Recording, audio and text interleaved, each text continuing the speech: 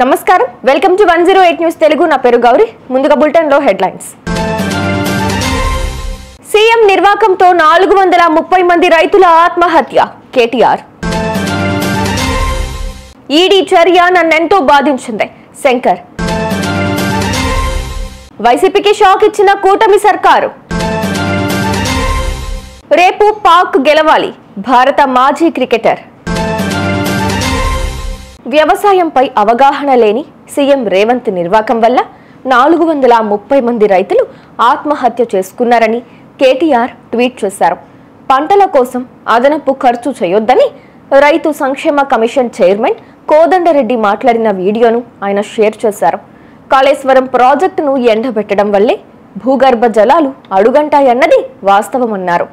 10 ఏళ్ల సాగును కన్నీటి సేద్యం చేసినందుకు రైతులకు సీఎం రేవంత్ క్షమాపణలు చెప్పాలని డిమాండ్ చేశారు.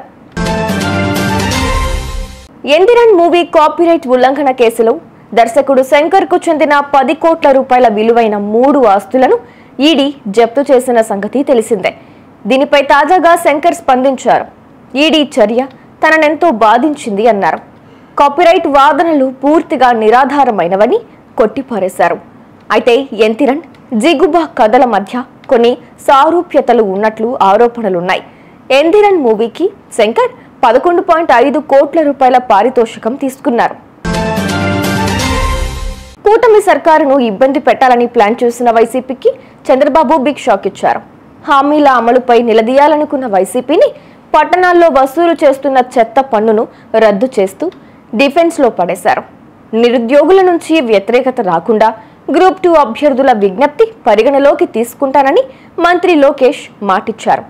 ఏదో ఒకటి చేసి ప్రభుత్వాన్ని ఇరుకున పెట్టాలన్న వైసీపీ వ్యూహం బెడిసి కొట్టినట్లయింది. ఛాంపియన్స్ ట్రోఫీలో భాగంగా రేపు ఇండియా పాకిస్తాన్ మధ్య మ్యాచ్ జరగనుంది. ఇందులో ఇండియా గెలవాలని అభిమానులంతా కోరుకుంటుంటే మాజీ క్రికెటర్ అతుల్ వాసన్ విరుద్ధంగా స్పందించారు. ఈ మ్యాచ్లో పాక్ గెలవాలని కోరుకుంటున్నానని, అప్పుడే టోర్నీలో మజా వస్తుందని చెప్పారు. ఆ జట్టు ఓడిపోతే టోర్నీపై ఆసక్తి ఉండదన్నారు. ఇక టీమిండియా బ్యాటింగ్ డెప్త్ అద్భుతంగా ఉందని కొనియాడారు. పాక్ గెలవాలన్న వాసన్ వ్యాఖ్యలపై మీ కామెంట్? చూసారుగా, ఇవి ఇవాల్టి బులెటిన్ అప్డేట్స్. మరో బులెటిన్ తో మళ్ళీ మీ ముందుకు వస్తాను. అంతవరకు కీప్ వాచింగ్ 108 న్యూస్ తెలుగు.